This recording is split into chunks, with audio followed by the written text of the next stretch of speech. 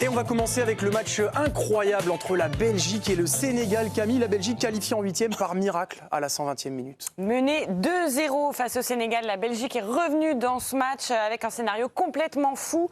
2 buts des Belges pour égaliser et un pénalty converti de Tielemans pour s'imposer. Nos amis belges qui ont souffert et ça méritait bien une petite explosion de joie après la libération. Allez Youri! Ouais!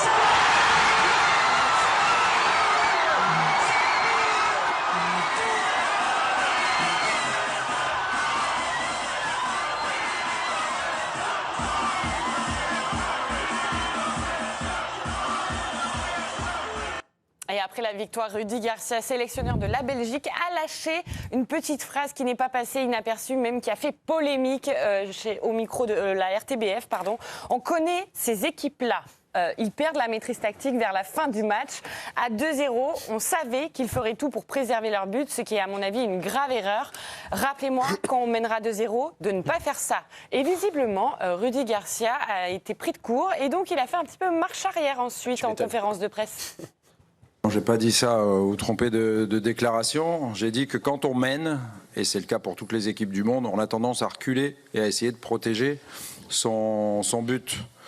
Donc nous on a poussé, eux ils ont reculé et en fait si on n'avait pas marqué le 2-1, je pense qu'on ne serait jamais revenu. Mais quand le 3e but d'un match est marqué par une équipe et que ça fait 2-1, eh ben le match change d'âme comme on dit en français. Il a un petit peu sorti les rames, mais en tout cas, il a tenté de calmer le jeu aussi. Oui, il fallait mieux probablement. Bon, il y a beaucoup de choses à évoquer par rapport à ce match. Juste pour commencer, Émilie, incroyable. Juste les émotions, les scénarios et tout. C'est fou. Comment, à 0-2, à la 80e à peu près. Mais personne n'y croyait. Ah ouais. Même pas eux. Et en plus, on voyait Rudi Garcia là, prendre ses notes, comme d'habitude. Et on s'est dit, il va écrire jusqu'à quand. C'est ses mémoires, c'est pas possible. Et en fait, en même temps, il a eu le courage de faire les changements qui étaient décriés en Belgique et en même temps attendus. Parce que vous faites sortir l'icône de Bruyne, qui en même temps n'a pas apporté jusqu'à présent. Et là, c'est la révélation et c'est la confirmation des anciens.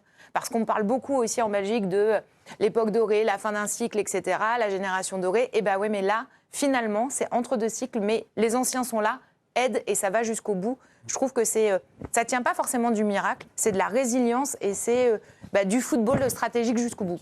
Karim, sur Rudi Garcia, alors je vous avoue que moi quand j'ai vu les changements De Bruyne et Doku qui sortent avant l'heure de jeu, je me suis dit il a pris un coup de chaud. Il doit faire chaud aux États-Unis, il y a un problème. Et finalement, Paris archi gagnant. Ouais. Par contre, tout à l'heure, quand on a vu le passage, on va dire, sur sa déclaration après les matchs, vous disiez à éviter quand même. Ouais, alors moi, tactiquement, sur le plan du management, il a été incroyable finalement parce que ces changements étaient payants. Les entrées ont apporté. Meunier fait passeur décisif sur Lukaku. Il fait entrer ces joueurs-là. Après, ce sont des joueurs de niveau international. Hein. Meunier, Lukaku qui ont joué dans les plus grands clubs, donc logique. Mais il a eu le cran, franchement, de faire ces changements-là. Doku qui sort. Honnêtement, quand il sort Doku, moi je comprends pas trop parce qu'il était assez percutant. C'était pas le moins bon joueur de la Belgique hier soir. De Bruyne, je rejoins totalement Émilie, mais il était cramé. Ouais, il était complètement cramoisi et c'était logique, n'importe quel entraîneur aurait fait ce changement-là, mais il a eu le cran de le faire parce qu'on ne touche pas à une icône normalement et lui il l'a fait pour aller chercher à minima la prolongation, donc bravo à lui. Sur la décla, moi on connaît tous un peu Rudi Garcia, c'est vraiment de la maladresse, j'espère pour lui que c'est de la maladresse, mais c'est vraiment pas malin de faire ce genre de déclaration quand en plus de ça, vous avez des joueurs qui sont rompus à l'exercice, qui jouent dans les plus grands clubs d'Europe, dire ce genre de choses, c'est tellement archaïque que ça n'a aucun sens. Aujourd'hui, honnêtement, les joueurs qui évoluent au Sénégal hier ont probablement plus d'expérience internationale que les joueurs qui composaient l'équipe de la Belgique. Donc c'était un peu ridicule d'avoir ce genre de déclaration. Je mets ça sur le compte de la maladresse. Et l'effet boomerang, tout de suite, évidemment, c'est les stats Opta qui sont sortis. Une stat qui est sortie très vite après le match, c'est que Rudi Garcia a perdu 3 matchs de Ligue 1 après avoir mené 2-0 au XXIe siècle. Aucun entraîneur n'a fait pire que lui. Ça fait mal, ça quand même, avec le recul, elle fait un peu mal cette stat-là. Vikash, la Belgique, globalement, là ils ont avancé, du coup ils sont en 8e de finale. Ils vont affronter, c'est qui déjà ? Voilà, les États-Unis, exactement, on va en parler juste après.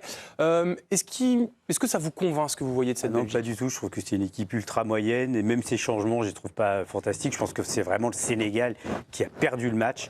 Ils ont même pas reculé, ils ont fait n'importe quoi. Et l'entraîneur sénégalais, par contre, lui, s'est planté complètement dans les changements. Il a 2 joueurs majeurs Sadio Mané et Gueye qui sont sur le terrain, il les sort à un moment hyper important du match. On a besoin d'expérience, on a besoin de joueurs de ce niveau-là. Donc c'est vraiment le Sénégal qui a perdu le match. Et c'est possible. Et évidemment, les Belges étaient présents, ils ont forcé le coup. Moi, je pense que c'est une équipe moyenne qui n'ira pas plus loin que ce prochain match, à mon avis. Le foot est comme ça, ok, mais c'est un coup de chance énorme, un coup de...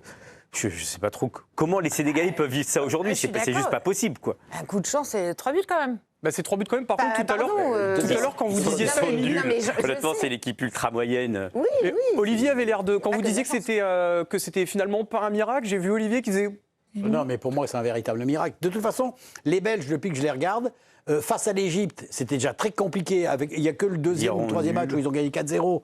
Je ne sais plus contre qui. Bon, Nouvelle-Zélande. Voilà. Et l'Iran, 0-0. Mais hier, et tu as raison, Vikash, mais c'est 2 erreurs lamentables. Le gardien. C'est ce que je dis, parce qu'après, on va... Non, mais il y a une erreur. C'est sûr. 2 erreurs du gardien de but. Ah oui. Le deuxième but, il passe complètement à travers. Il n'a pas besoin de sortir. Il passe complètement à travers dans sa tentative de dégagement. Le premier, il est sur sa ligne. Il est à moitié les genoux descendus. Le ballon lui passe au-dessus. Moi, j'ai pas compris. Les Belges, qu'est-ce qu'ils ont fait? Pendant 80... Alors, les sorties, elles sont totalement justifiées. Parce que ça soit Doku, moi je... Doku, il était pas mal quand même. Ah, moi j'ai pas trouvé. C'était pas... Non, mais j'ai pas trouvé. C'est peps habituel. J'attendais à ce que, tu vois, quand tu es dans la surface de réparation, que ça soit beaucoup plus percutant. Mais le football, c'est pas du mérite, c'est des faits de jeu. Et là, en l'occurrence, pour moi, le scénario, il tient pas du miracle, il tient à des faits de jeu. C'est-à-dire que c'est pas la meilleure équipe qui a gagné. Enfin, c'est le truc d'un entraîneur. Bien sûr. C'est pas la meilleure équipe qui a gagné, mais au moins ils sont allés jusqu'au bout. J'entends bien, sauf quand même que le Sénégal, et je rejoins totalement Vikash dans son analyse, c'est que le Sénégal, en termes de gestion de fin de match, même tactiquement, l'entraîneur s'est trompé. Tu dois gérer beaucoup plus parce que tu es dominant par rapport aux Belges. C'est ça qui est important. C'est le but d'avance à la 84e. Mais c'est ça. T'es jamais en difficulté par rapport à... Tu n'es pas du tout au même niveau. Tu joues pas la même classe. T'es pas en difficulté. Les Sénégal, moi je n'ai pas trouvé... Tu vois, comment ils peuvent lâcher ce match? Comment ils peuvent s'effondrer comme ça mentalement? Mais c'est ça qui est complètement dingue. C'est un truc de fou. Alors que, oui, c'est du miracle. C'est un truc de... Mon Dieu. Non, mais évidemment, on peut le lire aussi, comme Émilie le lit. Et évidemment, il s'est passé. Je veux dire, du côté belge, on dit, ouais, c'est le coaching de Rudy Garcia, et qu'ils ont lutté jusqu'au bout. On peut évidemment le lire comme ça. C'est vrai. Qui se prenait la tête 10 minutes non, mais avant Lukaku, sur le terrain. il peut pas courir, Lukaku. Comment il peut marquer? Il peut marquer. Non, mais c'est clair. Tu laisses dans la surface. Quand tu vois la réaction que tu nous as montré des gens, tu vois vraiment le truc. C'est un soulagement. Non, mais pire que ça. C'est pire que ça. Ils se sont tapés il y aurait Tillman qui va marquer de la tête, quoi, avec un gardien qui fait 1m95. Bien sûr, mais c'est pas normal. Il y a un truc qui va pas.